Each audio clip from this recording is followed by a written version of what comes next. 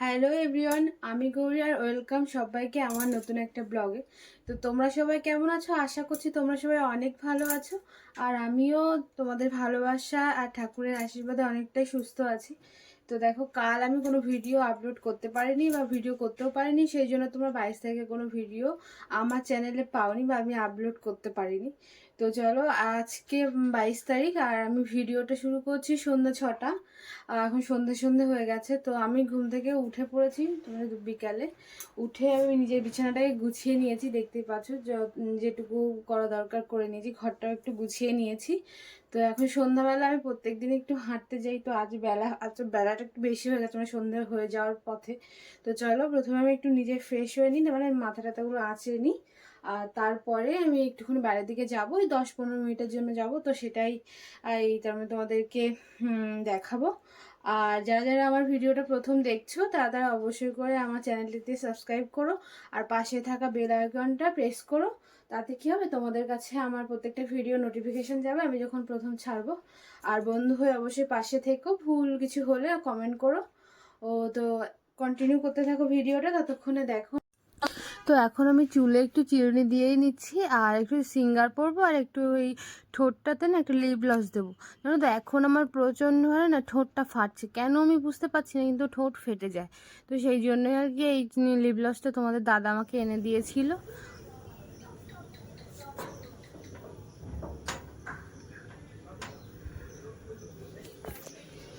চলো, আমি এখন ঘরের বাইরে চলে এসেছি। আর আমি না বাইরে এসে দেখছি যে ভিতর থেকে যতটা মনে হচ্ছিল যে সন্ধ্যা হয়তো হয়ে এসছে, কিন্তু বাইরে দেখি বেশ আলোই আছে এখনও। এবার এখনও সূর্যের আলোটা বেশ ভালোই প্রখর আছে। তো দেখো, এখানে এখনও সন্ধ্যা একেবারে হয়ে যায়নি।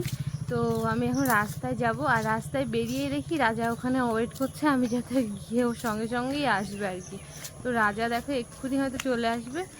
তার মানে আমি রাস্তায় গেলেই ও আমার সামনে আমার সঙ্গে হাঁটার জন্য চলে আসে। আগে বসেই ছিল, তো আমাকে দেখিয়ে আর কি চলে এসছে এই যে।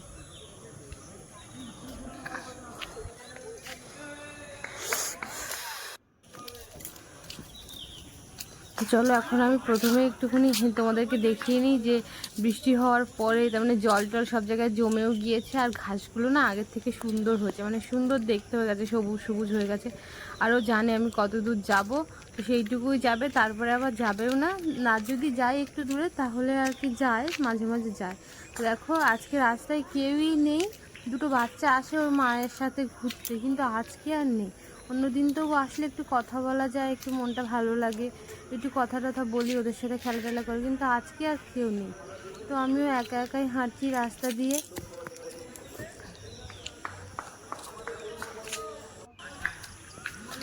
আর তারপরে না আমি কিছুক্ষণ ধরে না খেলাই দেখছিলাম, ওখানে তোমাদের মাঠটাতে খেলা হচ্ছিল, আবার বৃষ্টি হয়েছে। সেদিনকার দেখালাম তোমাদেরকে, এখানে খেলা হয়েছিল ক্রিকেট টুর্নামেন্ট।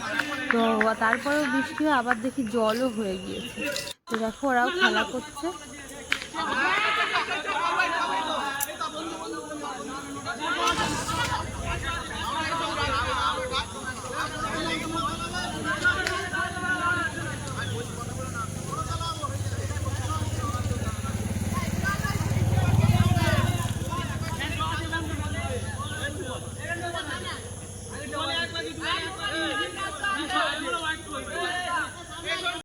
আমি না আজকে অনেকক্ষণ ধরে খেলা দেখছিলাম দাঁড়িয়ে দাঁড়িয়ে। তার মানে কিছু ভালো লাগছিল না, আর রাস্তায় ওই বাচ্চাগুলোও নেই আর মারাও নেই। তো তারপরে দেখি না দিদা আসছে, অনেক দিন পরেই দেখা হয়েছে, ওই জন্য দিদার সাথে হ্যাঁ শরীর ঠিক আছে তো? শরীর ঠিক আছে? আর দাদু? দাদু আছে। তুমি তো আমাদের বাড়িতে আসো না। তুমি তো আমাদের বাড়িতে আসো না। আমি হ্যাঁ, গরমের সময় কোথায় যাই না রে, এখন তো একটু বার হই। তা বাড়ি যাচ্ছ এখন? হ্যাঁ, সন্ধ্যে সাঁজে যাও, সন্ধ্যে দাও, আমি একটু হেঁটে নিই। মা কোথায়? মা ডিউটিতে গিয়েছে। বাবা আছে বাড়ি? হ্যাঁ, বাবু আছে। মান্টু কখন আসবে? মানটু এখন তো আসবে না, আবার সেই শনিবারে আসবে। এক সপ্তাহ করে থাকে? হ্যাঁ, যাও তুমি তাহলে। হ্যাঁ হ্যাঁ হ্যাঁ হ্যাঁ।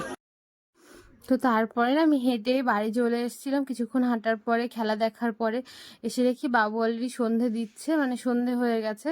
তো বাবু সন্ধে দিচ্ছে, তার মানে যেগুলো দুপুরে দেওয়া হয়েছিল সেগুলো বাবু তুলে রাখে, যেহেতু সকালে আবার ধুতে টুতে হবে, ওই জন্য বাসি আর ওইভাবে ছোঁয়, তাই জন্য আগে থেকেই তুলে রাখা হয় আমাদের। তো তোমাদের বা কাদের কাদের বাড়িতে এরকমভাবে সন্ধ্যার আগে, সন্ধ্যা দেওয়ার সময় তুলে দেয় বলবে। আর বিকেলে না বাবু বাজারে গেছিলো, তো ওখান থেকে একটু তালের শাঁস এনেছিল। আমি আর মা দুজনেই বলেছিলাম যে একটু তালের শাঁস খাবো, এখন সিজন আছে, তো ওই জন্যই এনেছে। তো মাও কাজের থেকে বাড়ি চলে এসেছিলো, আর বাবু তারপরে বলে যে ফ্রিজে আছে, তো বাবু নিজেই বের করে এনেছিল। তো ওরা খেয়েছিল একটা একটা করে, আর আমি আর সবগুলোই আমি খেয়ে নিয়েছিলাম, আমাকে বলেছিল খেতে। তো আমি খেয়েছিলাম। তার কিছুক্ষণ পরে বাবুকে চা করে দিয়েছিলাম, মা আর চা খায়নি, আর আমি আর মা মিলে খেয়েছিলাম ঝুরি ভাজা, মুড়ি আর একটুখানি ছোলা ভিজানো ছিল, সবটা নেইনি, অল্পই নিয়েছিলাম। তো এভাবেই সন্ধ্যার খাবারটা খেয়ে নিয়েছি। তো তোমরা যারা যারা আমার ভিডিওটা প্রথম দেখছো, তারা তারা অবশ্যই করে আমার চ্যানেলটাকে এসে ভিজিট করো, আর ভালো লাগলে সাবস্ক্রাইব করে বন্ধু হয়ে পাশে থেকো।